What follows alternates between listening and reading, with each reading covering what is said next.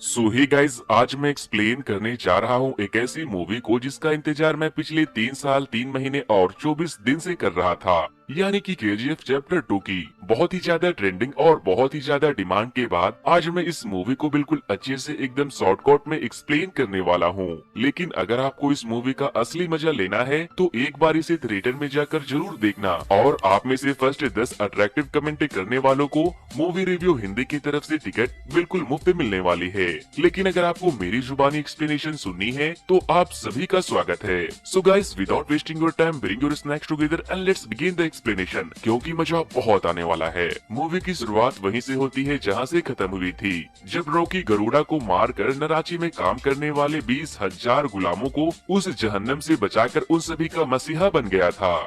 और फिर चैप्टर 1 के एंड में आनंद जी दीपा को रॉकी की एक और कहानी बताते हैं कि जब कुछ पुलिस वाले रॉकी को जेल में ले जाकर उससे उसका ड्राइविंग लाइसेंस मांगते हैं तो रॉकी गरुड़ा को मारने के बाद इतना ज्यादा पावरफुल हो चुका था कि वो सिर्फ अपनी ड्राइविंग लाइसेंस मंगवाने के लिए अपने बहुत सारे आदमियों और कई हेलीकॉप्टर को वहाँ बुलवा लेता है।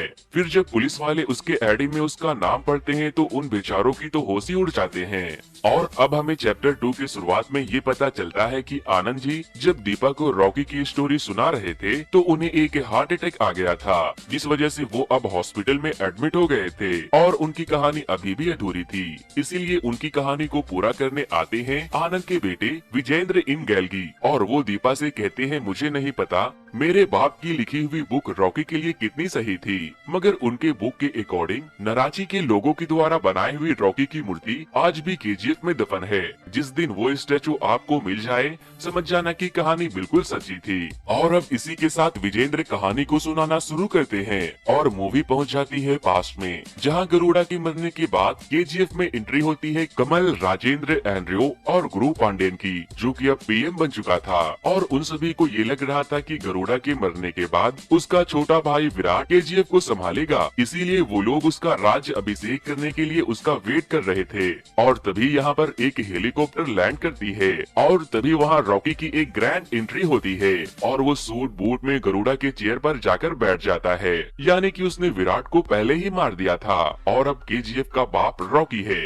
और रॉकी अपने साथ साथ रीना को भी उठाकर वहाँ ले आता है क्योंकि वो उसे लाइक करने लगा था। इसीलिए कमल को रॉकी पे बहुत गुस्सा आता है और वो कुछ ज्यादा ही चूचू कर रहा था, तो रॉकी गुस्से में आकर उसे वहीं सबके सामने सुलटा देता है, जिस वजह से वहाँ बैठे सभी लोग चुपचाप बैठ जाते हैं और समझ जाते हैं कि रॉकी KGF में गरुड़ा को मारने नहीं बल्कि KGF को जीतने आया था। लेकिन रॉकी बाकी के पार्टनर्स को नहीं मारता क्योंकि वो जानता था कि अगर उसने सभी को मार दिया तो बिजनेस किसके साथ करेगा। जिसपे राजेंद्र रॉकी से कहता है गरुड़ा को मारने के लिए हमने एक रॉकी पैदा किया था, इस रॉकी को मारने के लिए एक और रॉकी पैदा नहीं हो सकता क्या? जिसपे अपना रॉक कहता है कि मेरे बाप से नहीं हो सका तो मेरे बाप की कसम किसी से भी नहीं हो सकेगा। It's mean I am one and only one piece. और अब रॉकी के आने के बाद KGF के लोगों की लाइफ भी बदल जाती है। उन्हें रहने के लिए घर और खाने के लिए अच्छे अच्छे खाने और पहनने के लिए ढंग के कपड़े भी मिलना शुरू हो जाते हैं, जिस वजह से वो लोग बाहर की जिंदगी छोड़कर यहीं KGF में रॉकी का हाथ थामकर रहने का ठान लेते हैं। फिर जब रॉकी रीना को अपने हेलीकॉप्टर में बैठाकर अपने महल में लेकर जा रहा होता है तो नीचे से पूरे KGF के लोग बहुत खुश होते हैं और उसे सर उठाकर सलाम ठोकते हैं।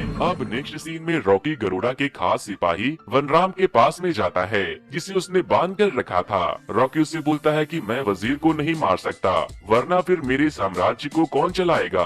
और रॉकी वनराम से कहता है मुझे पता है कि KGF के अंदर एक नहीं बल्कि 9 माइंस है जिसे तुम लोग सेक्टर 3/9 बोला करते थे। वनराम रॉकी की ये सब बात सुनकर शॉक्ड हो जाता है और कहता है हाँ, लेकिन ये बात किसी को मालूम नहीं है क्योंकि सूर्यवर्धन चाहता था कि ये साम्राज्य हजारों साल चले, इसीलिए उसने बाकी के 8 माइंस को गुप्त रखा ताकि किसी की बुरी नजर KGF पे ना पड़े। फिर रॉकी वनराम को अपने साथ काम करने का ऑफर करता है और वो मान जाता है, जिसके बाद रॉकी KGF के बाकी के 8 माइंस को भी ओपन करवा देता है। नेक्स्ट सीन में हम देखते हैं कि KGF में रह रहे रॉकी के आदमी या फिर उन्हें रॉकी के फैंस ही समझ लो, वो लोग शूटिंग की प्रैक्टिस कर रहे होते हैं लेकिन कोई भी अच्छा निशाना निशाना नहीं लगा पा रहा था। और फिर तभी रॉकी वनराम को वहाँ पर लाता है और उसके जरिए वो उन लोगों को ट्रेन करवाता है, जिसपे वनराम रॉकी से कहता है कि क्योंकि आउटपोस्ट 1 वाली ब्रिज से कोई भी कभी भी हमला कर सकता है, जिसके लिए हमें 300 वेल ट्रेन आदमियों की जरूरत पड़ेगी। फिर जब 8 नए मैंस ओपन होते हैं तो लोग काफी ज्यादा खतरा होने के डर से अंदर नहीं जा रहे थे और तभी वहाँ रॉकी आता है और अपने फेवरेट हथियार यानी कि हथौड़े को लेकर खुद काम करने मैंस के अंदर अकेले चला जाता है। ये देखकर उसके सारे आदमी से लेकर बच्चे में भी वहाँ काम करने की मोटिवेशन आ जाती है। उधर काफी सारे बच्चे सारा दिन रॉकी करने की वजह से रीना को उसके नाम से चिढ़ होने लगती है, जिसपे वो बच्चे रीना को केजीएफ घुमाने ले जाते हैं और रॉकी की पूरी सच्चाई बताते हैं कि कैसे उन्होंने उन सभी को जिंदगी दी है और किस तरह वो वहाँ काम करने वाली माओ और लड़कियों की इज्जत करते हैं। ये सब सुनने के बाद रीना रोने लगती है। दूसरी तरफ राजेंद्र और एंड्रयू दोनों ही रॉकी की तरक्की से परेशान हो जाते हैं और उसे खत्म करने का प्लान बनाने लगते हैं। वो लोग जानते थे कि ये काम रमिका सिंह कर सकती है क्योंकि वो एक बहुत ही पावरफुल और क्लेवर पॉलिटिशियन है। जिसके बाद अब हमें केजीएफ का सीन दिखाया जाता है जहाँ पर रॉकी अपने सोने के वेयर हाउस में अपने आदमियों से कह रहा होता है इतना सोना काफी नहीं है, हमें काम की स्पीड को बढ़ाना होगा। और तभी वहाँ ऊपर रखे हुए सोने के बॉक्स से एक तलवार नीचे गिरती है जो कि अधीरा की थी, जिसे देखकर वहाँ काम कर रहे सारे मजदूर काफी डर जाते हैं और इधर उधर भागने लगते हैं। गाइस, अधीरा वो नाम है जिसके हिम्मत और तलवार की धार पे सूर्यवर्धन ने ये साम्राज्य बनाई थी। लेकिन धीरे धीरे करके केजीएफ ने इतनी ऊंचाई पकड़ ली कि उसे पाने के लिए लोग मरने के लिए तैयार थे, मारने के लिए तैयार थे और मरे हुए फिर से उठकर आने के लिए भी तैयार थे। और अब हमें दिखाया जाता है इस फिल्म के मोस्ट डेंजरस विलन अधीरा को, जो कि गरुड़ा के अटैक के बाद भी जिंदा था और वो अब तक छुपकर गरुड़ा के मरने का वेट कर रहा था। फिर अधीरा अपने आदमियों को इकट्ठा करता है और केजीएफ के आउटपोस्ट 1 वाली ब्रिज पे अटैक कर देता है, जिसमें रॉकी के पूरे 300 सैनिक मारे जाते हैं। फिर अधीरा रॉकी के एक आदमी को जिंदा छोड़ देता है और कहता है जा बोल देना अपने भगवान से कि अधीरा आ रहा है अपना केजीएफ और अपनी तलवार वापस लेने। फिर जब केजीएफ के अंदर ये बात पता चलती है कि अधीरा अभी भी जिंदा है तो सारे लोग कांपने लगते हैं, क्योंकि अधीरा तो गरुड़ा से भी ज्यादा खतरनाक था। आज तक ना जाने उसने कितनों को मारा था। नेक्स्ट सीन में हम राजेंद्र देसाई और एंड्रयू को आपस में बात करते हुए देखते हैं, जहाँ पर एंड्रयू राजेंद्र से कहता है कि हमें रॉकी को मारने के लिए उसे नाराजी से बाहर लाना होगा, जिसपे राजेंद्र कहता है लेकिन ऐसा होगा कैसे। तो एंड्रयू से कहता है कि जब रीना को खबर मिलेगी कि उसका बाप मारा गया तो वो तुम्हें देखने जरूर आएगी और उसके पीछे पीछे उसे रोकने के लिए रॉकी। और ये कहकर वो राजेंद्र को सूट करके मार देता है और इसी के साथ हमें ये पता चलता है कि एंड्रयू अब अधीरा से हाथ मिला चुका था। राजेंद्र के मरने की खबर सुनकर रीना फौरन अपनी कार लेकर केजीएफ से बाहर चली जाती है और एंड्रयू के प्लान के मुताबिक रॉकी भी बिना सिक्योरिटी के रीना को रोकने निकल जाता है। फिर रास्ते में अधीरा के लोग रीना को किडनैप कर लेते हैं, लेकिन रॉकी उन सभी को खूब धोता है। बट अधीरा जो कि पहले से ही रॉकी पे निशाना लगाए खड़ा था, वो उसे अपनी गन से शूट कर देता है, जिस वजह से रॉकी वहीं गिर जाता है।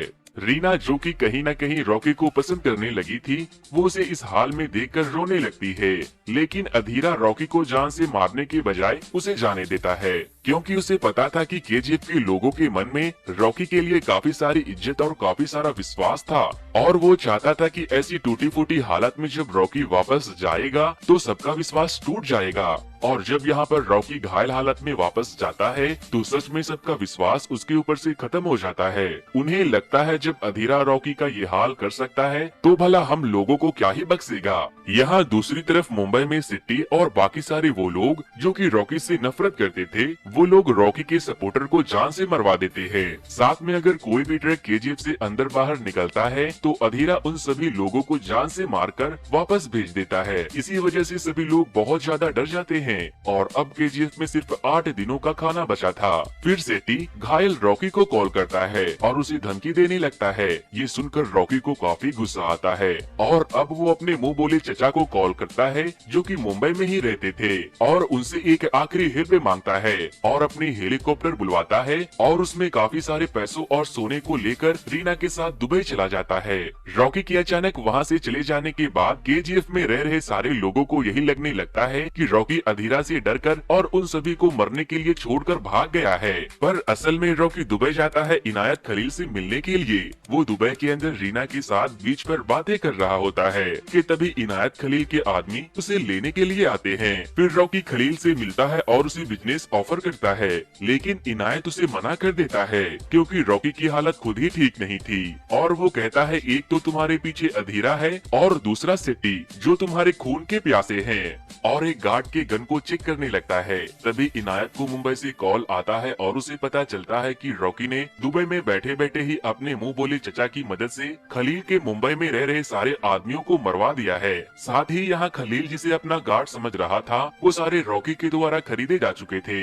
इसीलिए रॉकी अपनी ताकत और क्लेवर माइंड का इस्तेमाल करके खलील को अपने साथ बिजनेस करने के लिए मजबूर कर देता है। और फिर रॉकी वापस से केजीएफ की तरफ जाता है और वनराम को सोने से भरे ट्रक को बाहर निकालने को बोलता है। ट्रक के बाहर आते ही अधीरा उन पे अटैक कर देता है। फिर रॉकी उस ट्रक से खुद बाहर निकलता है और उसके साथ साथ सभी ट्रक में सोने की जगह रॉकी के ही आदमी भरे थे। और इस बार रॉकी दुबई से ऐसी ऐसी गन लेकर आया था जिसके सामने अधीरा के गन टिक नहीं पाते, और यही वजह थी कि रॉकी इतने सारे पैसे और सोना लेकर दुबई गया था। फिर खूब ज्यादा फायरिंग होने के बाद अधीरा के सारे आदमी रॉकी के हाथों मारे जाते हैं। रॉकी चाहता तो अधीरा को भी मार सकता था, लेकिन वो उसे बख्श देता है और साथ ही साथ वो अलग अलग पॉलिटिशियन को धमकी देकर गुरु पांडियन की सरकार को भी गिरने से बचा लेता है। अब इसी तरह से रॉकी का बिजनेस धीरे धीरे बहुत बढ़ जाता है क्योंकि वो लगातार 9 माइंस से सोना निकाल रहा था। नेक्स्ट सीन में हम देखते हैं कि अपना रॉक मुंबई पहुंच जाता है सिटी की बजाने,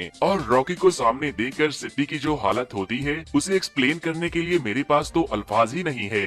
जिसके बाद रॉकी सिटी को मारकर केजीएफ के साथ साथ पूरे मुंबई पे भी कब्जा कर लेता है। अब धीरे धीरे वक्त गुजरते जाते हैं और वक्त के साथ साथ रॉकी और भी ज्यादा पावरफुल हो जाता है। और अब वक्त आ जाता है अगले इलेक्शन का, जहां पर गुरु पांडियन रॉकी से कहता है कि अगर तुम्हें अपने साम्राज्य को बचाना है तो तुम्हें रमिका को पीएम बनने से रोकना होगा और उसे जान से मरवाना होगा। जिस पे रॉकी कहता है मैं औरतों और बच्चों पे हाथ नहीं उठाता। और फिर कुछ ही दिनों में इलेक्शन का रिजल्ट आ जाता है और रमिका इस इलेक्शन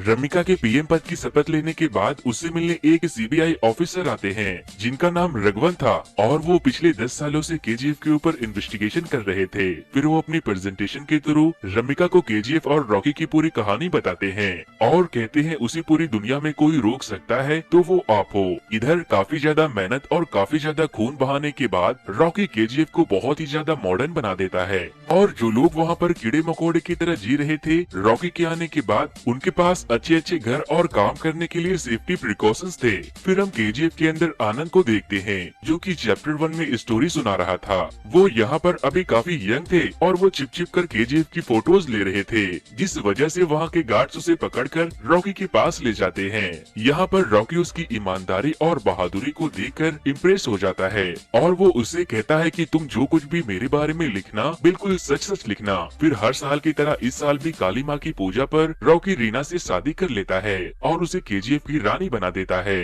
रॉकी रीना से इतना ज्यादा प्यार करता था कि एक दिन केजीएफ में लाइट जाने की वजह से रीना का फैन ऑफ हो जाता है, जिस वजह से उसे बहुत ज्यादा गर्मी लग रही थी। तो रॉकी भैया अपनी रानी के लिए हेलीकॉप्टर को फैन की तरह यूज करने लगता है। दूसरी तरफ अब रमिका समझ चुकी थी कि अगर उसने रॉकी को नहीं रोका तो वो पूरी दुनिया पे सच में कब्जा कर लेगा, जिस वजह से वो स्पेशल टीम बनाकर रॉकी के अलग अलग जगह पर छापा मरवाना शुरू करती है और सारे पुलिस वाले को रॉकी के खिलाफ एविडेंस ढूंढने को कहती है। मगर अब तक उन्हें कोई ऐसा सबूत नहीं मिला था जिससे वो रॉकी को अरेस्ट कर सके। फिर काफी ज्यादा छानबीन के बाद पुलिस वालों को रॉकी के वेयर हाउस से एक सोने की बिस्किट मिल जाती है और वो लोग उसे लेकर पुलिस स्टेशन चले जाते हैं। फिर जब रॉकी को ये बात पता चलती है तो वो अपने 100 ग्राम के सोने की बिस्किट को लेने के लिए अकेले ही पुलिस स्टेशन चला जाता है और वो अपने गोल्ड लेने के बाद अपने दुबई से लाए हुए गन्स की ट्रायल उसी पुलिस स्टेशन पे करने लगता है।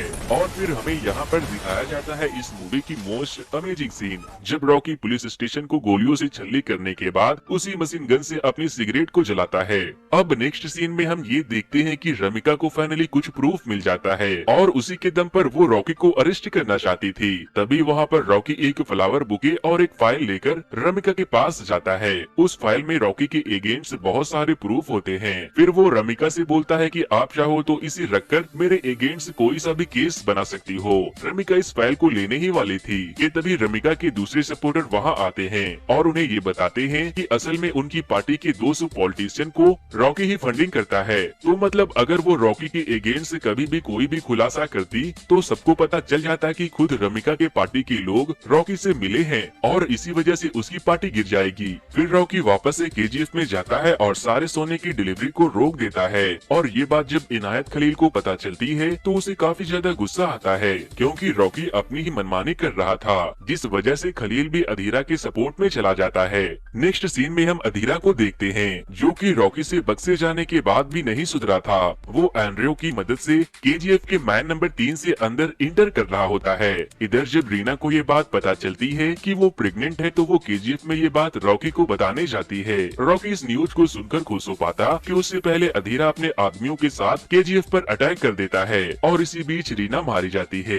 रीना के डेथ होने की वजह से रॉकी को बहुत ही बड़ा झटका लगता है और फिर अब रॉकी और अधीरा के बीच में फाइनल फाइट शुरू हो जाती है जो कि बहुत ही लंबी और बहुत ही अमेजिंग होती है। और फिर इस फाइट के एंड में रॉकी अपने फेवरेट हथियार हथौड़े को लेकर अधीरा की बहुत पिटाई करता है, जिसके बाद वो अधीरा के गर्दन को तोड़ देता है और उसे जान से मार देता है। इस फाइट के बाद जब रॉकी को पता चलता है कि अधीरा को मैन के बारे में इंफॉर्मेशन बाहर से मिली है तो वो फौरन अपने लोगों को लेकर सीधे पहुंच जाता है पार्लियामेंट में, जहां रमिका स्पीच दे रही होती है और कहती है चाहे मुझे इस्तीफा ही क्यों ना देना पड़े मगर मैं रॉकी के अगेंस्ट डेथ वारंट निकाल कर रहूंगी। और तभी वहाँ पर एंट्री होती है रॉकी की जो कि खून से रंगा पड़ा था। वो वहाँ जाते ही अपने गन से गुरु पांडेयन को शूट करके मार देता है क्योंकि वो आखिरी आदमी गुरु पांडेयन ही था जो कि अधीरा की हेल्प कर रहा था और फ्रॉम द स्टार्टिंग पीछे से सारी चालें पांडेयन ही चल रहा था ताकि वो केजीएफ पर अपना हुकूमत चला सके।